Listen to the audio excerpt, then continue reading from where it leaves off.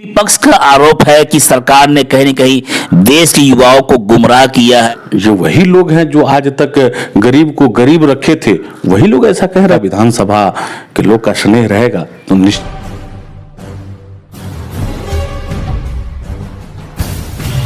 नमस्कार, आप देख रहे हैं एमएस न्यूज।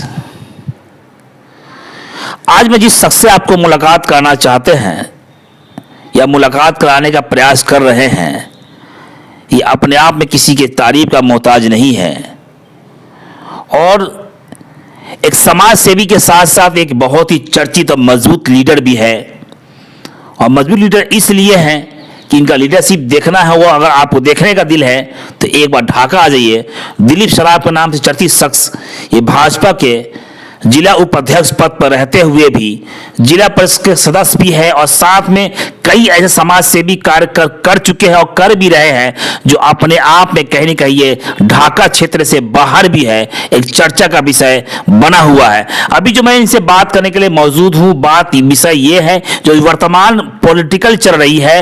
भाजपा का नारा है अब की बार 400 के पार। दूसरी सवाल मेरा ये है कि जिस तरह नीतीश कुमार जो है इंडिया गठबंधन से नाता तोड़ने के बाद एनडीए गठबंधन में सरकार बना है, उन पे भी हम चर्चा करेंगे। और एक और अभी अभियान चल रहा है पूरे बिहार में, विश्वास यात्रा, उन यात्रा पर भी इनसे हम पूछेंगे। सब पे चर्चा में साथ मौजूद है भाजपा के उपाध्यक्ष दिलीप सराफ। पहले मीडिया में स्वागत है सर आपका। जी, आपका भी बहुत बहुत स्वागत है। आपके चैनल के सभी दर्शकों को भी मेरे तरफ से प्रणाम है, नमस्कार है। और साथ ही ढाका विधानसभा के सभी श्रेष्ठ जनों को मेरा प्रणाम और नमस्कार। सर, अभी जो चल रहा है कि नारा है आपके भाजपा का अब की बार 400 के पार, इसके पीछे क्या मजबूत लॉबी है सर आपका? जी, बेशक आप देख रहे हैं जो अंतर्राष्ट्रीय लेवल पे भारत की जो छवि उभर के आई है, वैश्विक जो छवि बन के भारत की उभरी है, पूरी विश्व जो है भारत की तरफ आशा भरी निगाहों से देख रही है। और इसमें हमारे नरेंद्र मोदी जी जो विश्व के नेता हैं, विश्व नेता मान के चलिए, विश्व उनको अपना एक गुरु मान के चल रहा है। उस स्थिति में और भारत का जो निरंतर विकास हुआ है, चाहे गरीबों को न्याय दिलाने का हो, पक्का मकान दिलाने का हो, चाहे आप किसी भी देश में ऐसी योजना नहीं चल रही हो कि पूरे देशवासियों को मुफ्त में अनाज मिल रहा हो, जबकि भारत में मुफ्त अनाज सभी वर्गों के सभी लोगों के लिए, चाहे वो हिंदू हो, मुस्लिम हो, दलित हो, सिख हो, ईसाई हो, सभी वर्गों के लिए 5 केजी अनाज प्रति माह प्रति व्यक्ति मुफ्त में मिल रहा है। दूसरा चीज है कि प्रधानमंत्री जब आपका प्रधान सेवक नरेंद्र मोदी जी बने तो गरीबों की चिंता की। उन्होंने गरीबों के बेहतर इलाज के लिए आयुष्मान भारत कार्ड का जो है लेके आए और उस कार्ड के जरिए आज गरीब भी अपना बड़े बड़े हॉस्पिटल में इलाज करा रहे हैं और बड़े बड़े बीमारी से वो मुक्त हो रहे हैं। दिलीप जी, अभी कुछ हफ्ते पहले एक भाजपा चले गांव की ओर अभियान चल रहा था, तो इस अभियान में हमने देखा कि आप लोग एक एक व्यक्ति से टच कर रहे थे। क्या ये मिशन का हिस्सा है? जी बिल्कुल। भाजपा चलो गांव की ओर अभियान जो था, हम लोग को बूथ स्तर पे जाके लाभार्थी से भी मिलना था, जो किसी न किसी, ऐसा कोई व्यक्ति नहीं है जो गांव में जो किसी न किसी योजना का लाभ नहीं लिया हो। चाहे वो कोई ऐसा भी व्यक्ति होगा जो किसी भी तरह का लाभ नहीं लिया हो, लेकिन कोरोना का टीका अवश्य मिला होगा उसको, गैस सिलेंडर किसी को मिला है, तो किसान सम्मान निधि का प्रत्येक वर्ष 6,000 रुपया पा रहा हो, तो कोई उद्यमी योजना से लाभ पा रहा हो, तो कोई आपको प्रधानमंत्री गारंटी की जो ऋण मिलती है व्यवसाय के लिए, उसके भी हकदार है। कोई आयुष्मान कार्ड का है, तो वैसे लाभार्थियों से भी हमें संपर्क करना था। और पार्टी का जो कार्यक्रम था कि बूथ कमेटी जो है, बूथ जीतो चुनाव जीतो, उस तर्ज पे हम लोग हर बूथ पे ये कार्यक्रम किए थे और बूथ कमेटी के सभी सदस्यों का सत्यापन हुआ। पन्ना प्रमुख, हमारी कमेटी जो है बूथ तक ही सीमित नहीं है, हमारी कमेटी जो है, भाजपा की कमेटी जो है, पन्ना प्रमुख तक है।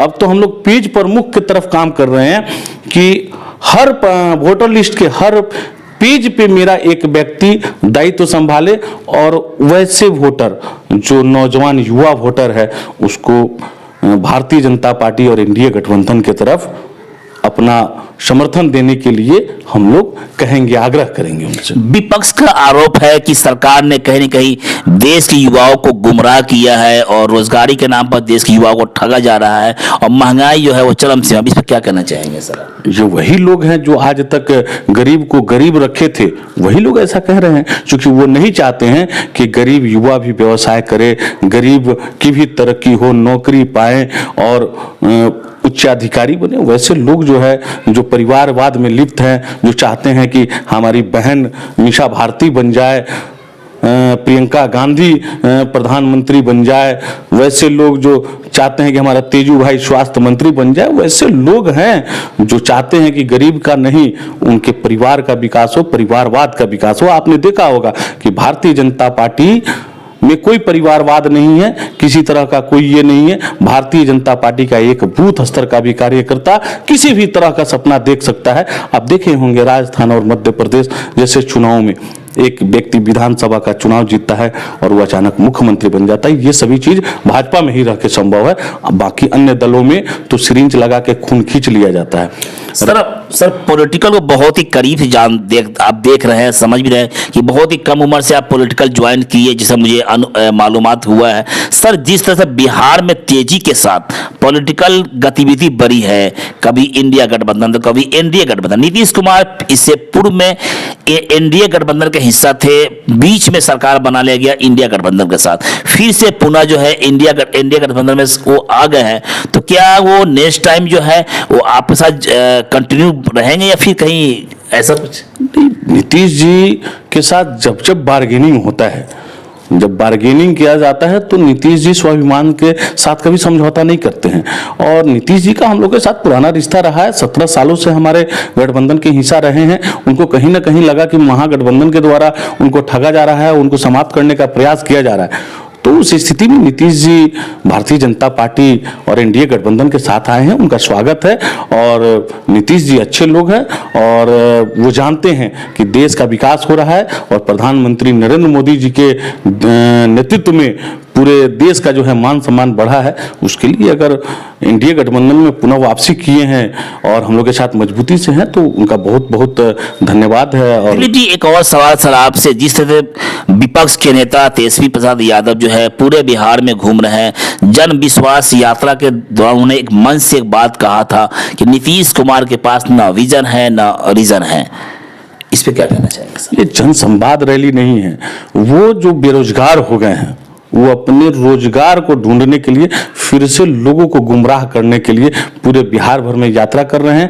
जो नीतीश जी ने, जो भाजपा ने सबका साथ, सबका विकास, सबका सम्मान के साथ जो एनडीए गठबंधन काम कर रही है, उसके झांसे में यहाँ के मुसलमान या यादव या कोई भी लोग आने वाला नहीं है। वो जातीय उन्माद खड़ा करके वो चाह रहे हैं कि फिर हम अपने सत्ता में वापसी आ जाए। ऐसा यहाँ का जनता आवाम होने नहीं देने देते। सर 2024 चुनाव बहुत करीब आने वाला है, जो आपका नारा भी है विश्वास 400 के पार, लेकिन लगी सर है 2025 का चुनाव भी आना है। सर आप ढाका विधानसभा क्षेत्र से बिलोंग करते हैं, लेकिन चर्चा आपका शिवहर में भी होता है कि दिलीप सराफ जो है कहने के विधानसभा के बहुत ही मजबूत दावेदार है, बहुत ही मजबूत चेहरा है। क्या अगर आपको मौका मिलता है, आपने कहा है कि सर भाजपा एक कार्यकर्ताओं की पार्टी है और आपके प्रदेश अध्यक्ष ने जब शिवहर आए थे उन मन से कहा था कि भाजपा वो पार्टी है कि मंडल अध्यक्ष को भी जो है कुर्सी पर बिठाने का काम करती है। तो क्या दिलीप सराफ भी तैयारियों में लगे हुए हैं? जो बिल्कुल निश्चित तौर पे हर कोई चाहता है कि उसको आगे का मार्ग प्रशस्त हो। अगर क्षेत्र की जनता और ढाका विधानसभा के लोग का स्नेह रहेगा तो निश्चित तौर पे अगर पार्टी हमको उस लायक समझेगी, प्रत्याशी बनाएगी, तो एक मजबूती के साथ हम लड़ाई देंगे। धन्यवाद। अभी आप सुन रहे थे दिलीप सराफ को, जिन्होंने बहुत ही बारीकी और बेबाक अंदाज में कहा है कि इस बार जो है 400 के पार हर हाल में होगा। इन्होंने एक और बड़ा ही महत्वपूर्ण इन्होंने एक पॉइंट उठाया है, कहा कि अगर दिलीप के नाम पर मोहर लगती है विधानसभा चुनाव के लिए तो दिलीप सराफ जो है हर हाल में मजबूत तरीके से चुनाव। बस इतना ही। छोटी बड़ी खबरों के लिए आप MH न्यूज चैनल को सब्सक्राइब करें, लाइक करें, शेयर करें। अगर आप इस न्यूज को फेसबुक के माध्यम से देखना चाहते हैं तो आप हमारे पेज को लाइक जरूर करें और अच्छा लगे तो हमें कमेंट का सुझाव जरूर दें। हम आपके सुझाव का भी स्वागत करेंगे। धन्यवाद।